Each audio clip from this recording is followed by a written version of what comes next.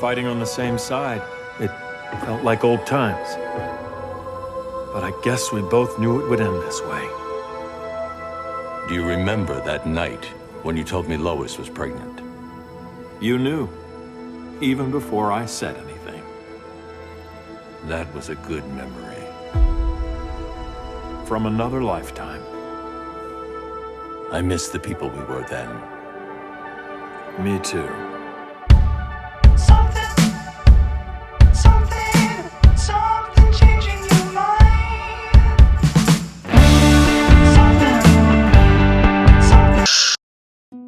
The Injustice 2 comics don't end on a cliffhanger like the first games. Instead, it ends with a flashback to 8 years ago, where there's an attempt on Bruce's life, so Clark keeps him safe at the farm, while Lois single-handedly takes down the entire conspiracy. And in a quiet night, Jonathan has a moment. He figures out Bruce is Batman, from how he's brought here to the way Clark talks about him all the time. Bruce is Clark's hero. The mortal is the giant to this god. In present day, after the regime fell, Jonathan and Bruce share a similar moment again, but on one hand, Bruce is deeply relentless with his anti-killing position, but Jonathan argues he's holding an impossible standard for an impossible man. Superman is as fallible as anyone else. And before his descent, he did go to see Bruce, and he wasn't looking for someone to agree with him. He was looking to be understood from his hero, from his brother. As a result, Bruce opens up just enough so when the time comes, he won't be too arrogant to let him help. And he approaches him. Kent knows the world hasn't become more peaceful without his rule, but Bruce isn't there to argue. Instead, he begins to mend a bridge by saying the world would have been better with Lois. And both men cry. Where Injustice 1 explored trauma and sacrifice, Injustice 2 explores guilt and forgiveness. Hal Jordan is punished for his part in the death of 200 Lanterns during the Superman regime war. His shame is thus personified by Guy Gardner, the man he killed, whose last words was a reminder that he still could be the best of them. But now all Hal can do is say, "I'm sorry." And his anger and self-hatred is deep enough that when the Red Lanterns attack, he's able to control a ring and even cuts off his own finger as a gesture of trust later. But as Guy says, there's no redemption, and without John Jeff's bloody fanboy bias, they can't retcon his crimes. He has to live with himself. And that's the point. There's only tomorrow. There's a quote from Ray Palmer that I'm gonna extend as the central theme of the entire Injustice 2 story. People are always looking to the stars, Dr. Choi. Always wanting to expand. But look what happens when we contract. Atoms, photons, quarks. Look at all there is to discover, and it's highly plausible we've barely scratched the surface. The smaller I've become, the more has been revealed. Injustice 2 proposes that the new frontier of discovery is not the unknown far away, but the unknown from within, because there's no true villains in Injustice, no excuses for the decisions made by people. There are only principles that oppose one another, absolutes if you will. So discovering a way to live with each other, and to live with ourselves, that's really all that matters. And that's exactly what Batman has to learn. Bruce has inherited Lex's financial wealth and is thus the most powerful man in the world, so he has to learn to share his powers with a trusted circle, all with different concerns, all unafraid to call them out. But this small group is still acting unilaterally, as what's left of the US government says, "You decided to act for us rather than with us." Thematically, sharing responsibility is not a one-and-done action, it's an ever-expanding process.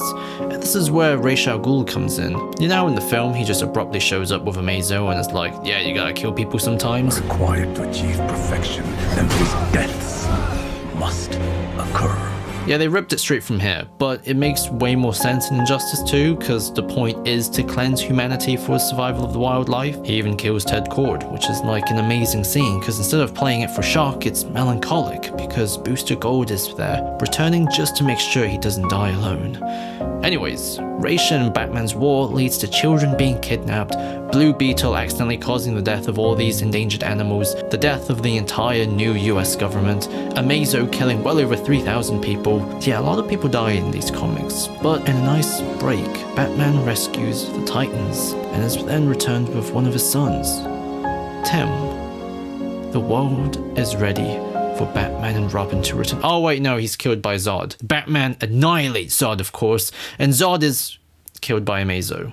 Death is something that's like an unstoppable constant in the Injustice universe, but to live with it is not to become more paranoid and bitter like Batman initially does, where he ceases to see his own world and pushes people away by giving them crippling insecurities. As Booster said, death can only be stopped by forgiveness, to put your hand out even when it is the hardest thing to do. And it's through that difficulty that a new space within ourselves and those around us is found. The new frontier is the better world that can be created from forgiveness. The world that comes from understanding that our own worlds and the worlds of our enemies are the same. Batman is the father of Ra's grandchildren, so their future shares the same blood, so the only way forward is to forgive each other. Alfred, who was originally killed by Zsasz and is now resurrected by Damian, pushes Bruce while he can still barely stand, so he can bridge those divisions to find a space for him, his daughter, his son, and with Ra's. As a sequel, Injustice 2 shows the chaos and battles that comes from a world without Superman's regime because people didn't truly live with each other under him. People now live against each other, but through all this disagreement and pain that something greater can be achieved. It's necessary, as Booster Gold also argues. He couldn't save Ted because the universe didn't let him, but the universe had a different plan for him, so he can be there to teach Jaime to forgive himself as he did. And as Jaime saves the world from Starro, Booster lets himself die to save him. And it's also here where Ted is also there for his best friend, as Booster did for him. If Ted didn't die and this relationship never happened, the Earth would have been destroyed. If the war between Ra's and Batman didn't happen, then their ceasefire wouldn't be able to be achieved. But Alfred leaves so Bruce won't have to look after him as he wobbles around with bad memory and poor physical health. He hugs his son with the great pride, knowing that as he looked after Bruce and his friends, Alfred helped to look after the world. But he did make sure the Kents would look after Bruce, while across the world, Grodd and Brainiac team up. The Americans see the coup in Gorilla City and President Black Lightning chooses nothing. Ra's calls Bruce one last time, telling him to save the world for his grandchildren before he kneels and is killed. The Injustice 2 comics, more so than the first one, are a complete saga. What's left is the situation with Gorilla City and Bruce and Clark's relationship. So, since this is the second go with creating a complete transmedia experience, they've probably did a better job now.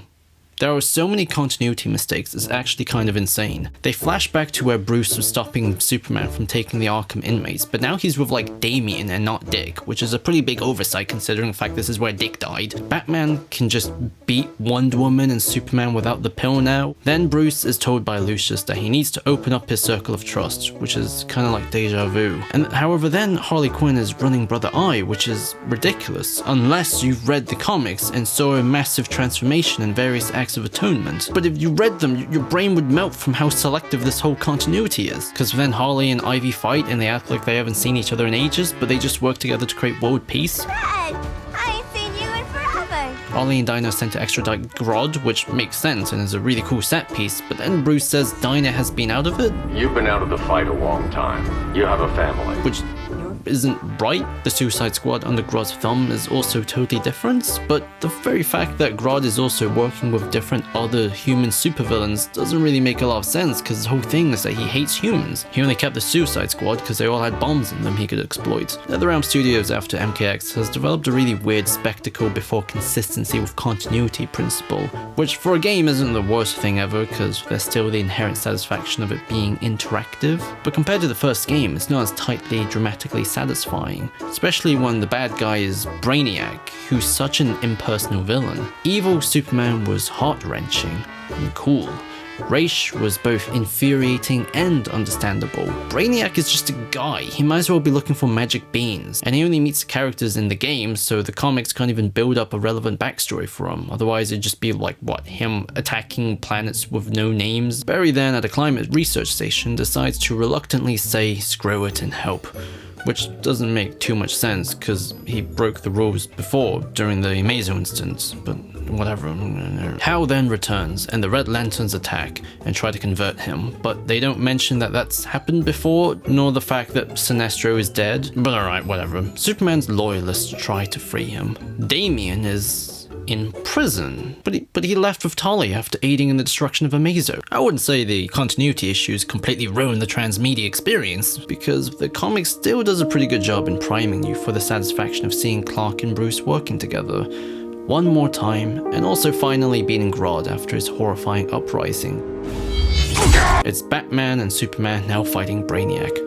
They win, of course, defying fate, literally, and just for a moment, we see the power and change that they can bring if they fully overcame their differences. But then Superman wants to execute Brainiac. Batman stops him out of both principle and pragmatism. We need him alive to save the rest of our cities. It escalates to a fight. By the way, super satisfying seeing Hal finally standing up to Clark. In the end though, before they fight, Bruce and Clark lament old times. I miss the people we were then. And then the most hilarious punch happens. In Superman's ending, he gives his bro a new costume. In Batman's ending, he pummels Clark and sends him to the Phantom Zone. Kara is regretful of how the House of L has lost its meaning, but Batman gives her the opportunity to change it. He welcomes her. What ties both the comics and the game together is this overall theme about widening one's trust. Welcome to the circle of trust. First with his friends, an attempt with Raish, an attempt with Superman, and now with Supergirl. The Justice League in some way will return, but there's no montage of the world getting back together or anything. Brother Eye, which is supposed to represent the worst of Batman's paranoia, is seemingly still in use, even though it was used against him, and we just sort of abruptly cut to the credits. What? The first Injustice game was fine, but a pretty trite tale about good heroes beating bad heroes. But when placed in the full context of the comics, it was a beautiful experience that allowed you to help save a world which you watched suffer for years. The Injustice 2 game has amazing voice acting and amazing production value, but also just feels like a really weird, odd series of people bumping into each other randomly within the chaos. And as a complete transmedia experience, it's not what it could have been. On one hand, the comics are way more consistent this time around compared to the first game, because Tom Taylor wrote everything. They're laugh out loud funny and heartbreaking and glorious. But on the other hand, you know what? They should just let him write the game too.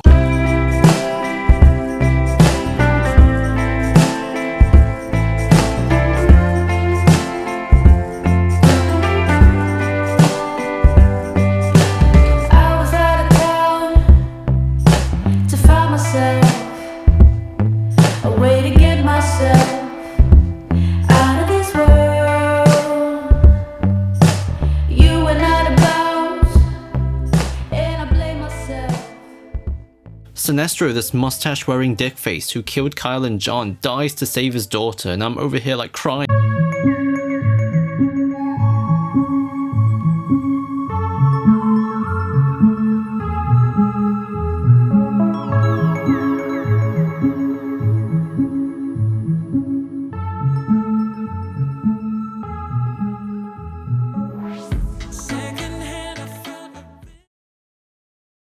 Must be tough coming back. What are you gonna do to me? I'm gonna punch a hole in your head.